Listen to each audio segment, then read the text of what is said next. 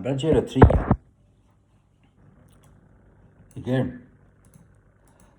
Så du kanst höra och sucha och höra 666 förbundet vid en person som äggvilliga mystiskur og som her at han overast i heimssystemen. Så du en bibelsk vitande personer, han vet hva heimren ligger under. Heimren ligger allir ut i enda, og goder hese heims Satan. Det sier Bibelen, så det er 4:4.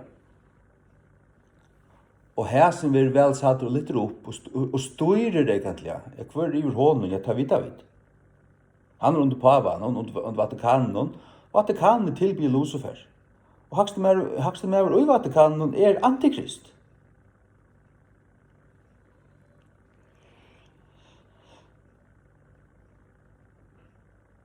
Og så kommer jeg her, så var Microsoft, og i patent på et system at forbinda folk til hvert annet og til en skipan folk. Og det bare, i første syfte det bare tracking, jeg fylgja vi og alt det der. Men det kom ut fra inside, fra innanfyrir, altså fra kjeldun som vita hva gong fyrir innanfyrir, hva det planlegget.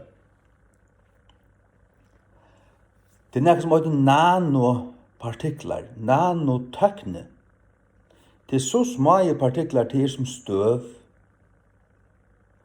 og tar skulle bare tilføre nok av sånn her, og så kan det leggja seg av et nervasystem og av sentren i høylandet, og så vil det spekla i hverandre telto, og tar kjenne høyland og nervasystemet tar så rævlig framallige. Alt det som vi får servera, her som vi det platt jeg være 3 år at han fyrir hver tar vi kommer til. Nå det lengt framafyr, og tar få av sånne vitan fra fall noen ønklån, fra fall noen ønklån. Hvor han fallen i angelen? Hvor du fallen fra himmelen og Lucifer? Det tilbyr Lucifer. Vatikanen hever en kikare, var det i Arizona han stender, og han høy en fjallig her, han så rævlig staurer. Så kallar han for Lucifer. Det gjørs du ikke, utan du luciferisker.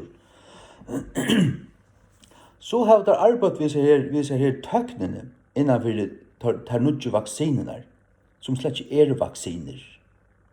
Tar skulle brøyta til DNA. Og først hva det kallar det? Luciferase. Lucifer, satans navn fullstendig her, som stovneren av det, og så ASE, Luciferase. Så sier de, ja, men til så nekver vaksineframleier der, 4-5 kjenter, og Kina har sutt, Russland har sutt.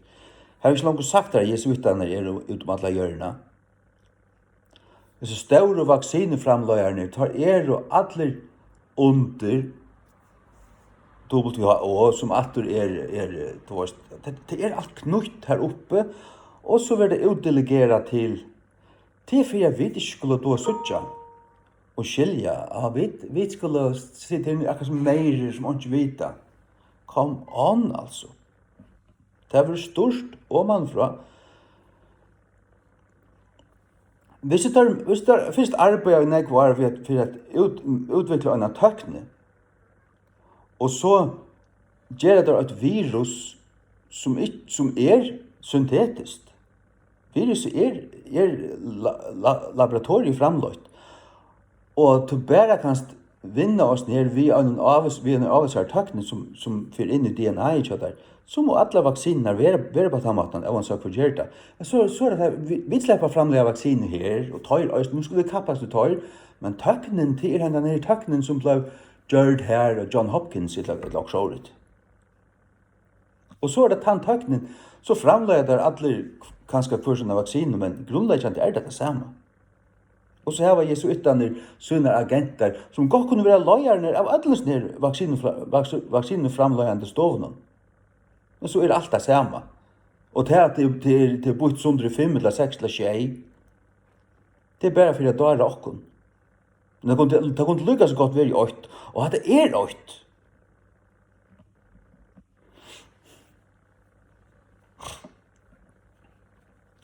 Og tja en person som er vaksineret her sast dette stoff i kroppen vi en svart, da kallar det blacklight. Det er et avvislig av ljus som er lyst av det, det skuiner i jøkken kroppen, og tar sudja hver det fjerde. Hver det fjerde. Patentnummeret til et som Microsoft, som Bill Gates eier, kjøpte, til at styre eller knyte at folk sammen til en skipan, det er jo patentnummer 060606. Nå flenner du, nå heldur du hatt av en konspirationsteori. Du er skuidbøyter, tusen avnokket til å flendre at det er sånn her. Skuidbøyter. La meg si det annet for det, du er skuidbøyter. Du ikke tør å feise det her, og hitje noe ut.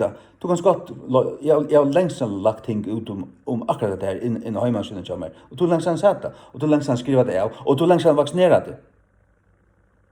Åttan også nækka som helst.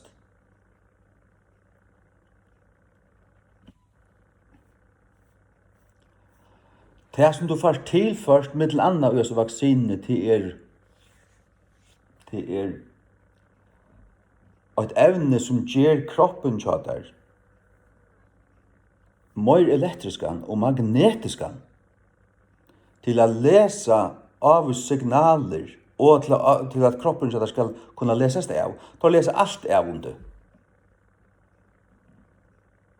Og tar plutselig ikke komme ned der, til å bara slå til opp to her, og ja, han hjärsta, hur lunch han sväv, vad han ät, vad han har i kroppen, och bla bla bla bla bla bla bla. Allt. Och det är också kommer fram. Om du tåler att höra det loj, jag vet att det är så. Att ha planer om, eller tar atla till, och allra helst det långt att komma till som är vaccinerade i. At det egentlig en death switch.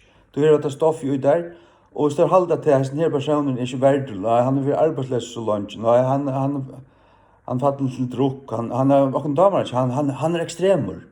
Så bare, dyrt, og så færre signaler, og så brøydes dette stoffet, og så dørste det hjerteslig. Akkurat tar vilja. Og hva skal tar plötsligt att plötsligt inte folk har sitt att göra till. Det är en telta som fyller vi tar bara programmera de som färd hetta, de som inte är till okra favör och hästen östen det dodja. Kunde då just det här ja, det kunde då för glatt väck just. Vi fragt och fröje Klaus Schwab og kompani, og Bill Gates, Hillary Clinton, Barack Obama Devil Hutt, og kompani.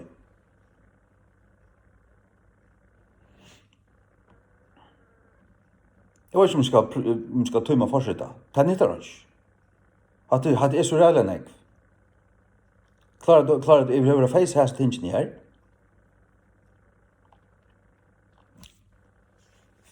Og planer, nu akkurat frier her og Danmark og Førjar har åpnet opp atter. Men hikk på Australia og hikk på Kanada. Løyeren i Australia og Østen i New Zealand tar til oss om i Høylund. This new world order. We are in a new world order. Og Israel. Tar har sett seg av Israel og du tar heta jødene her. Det er en anden og jeg heta jødene her.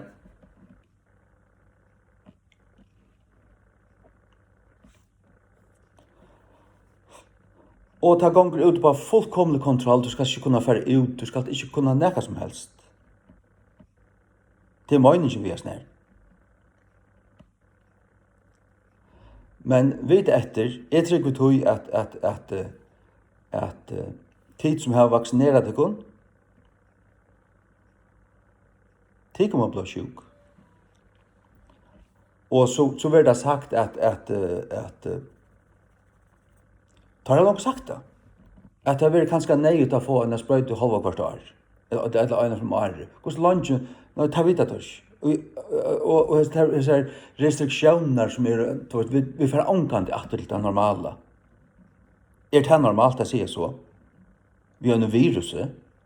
Har vi ikke alt virus døy ut? Altså selv hun enda. Vi tar at immunforsvaret har vunnet av døy.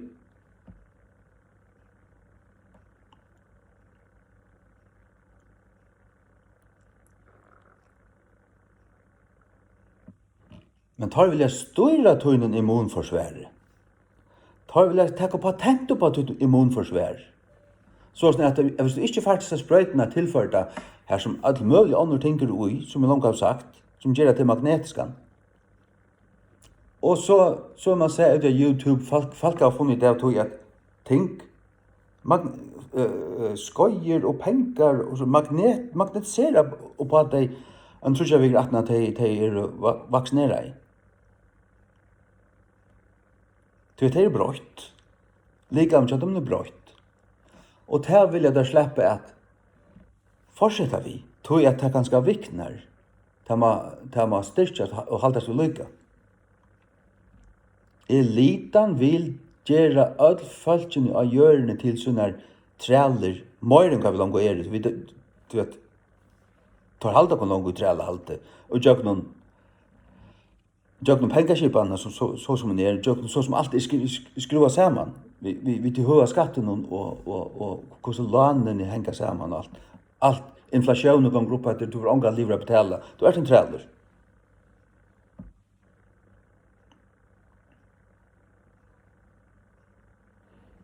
Det här vill jag då bara ta och läsa ordentligt.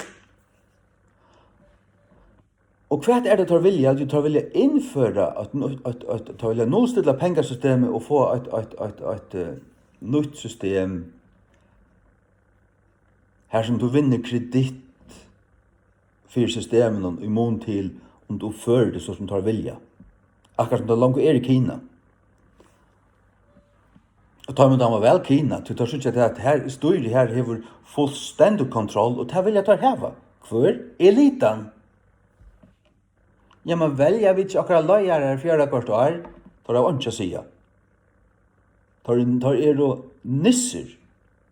Tar styrer dem 100%. Det som egentlig styrer til agendaen. Ja, men agenda 21, agenda 30, det ikke så omkvarv, det ikke så gode ting, altså. Jeg så det blindt av. Det bare en fasade. Det bara för så du Satan har alltid en masko. Han kommer alltid vi så som paven kommer ständigt så där. Fauci gör det samma. Ta han i rättarsalen och så. Han ser ut som han bier. Blundar gör sådär. Billy Graham gör det sådär. Really sådär. Alltså det ska suttjas. Nu bier. Alltså det ska suttjas. Ikke innan tanna av mittlen til god.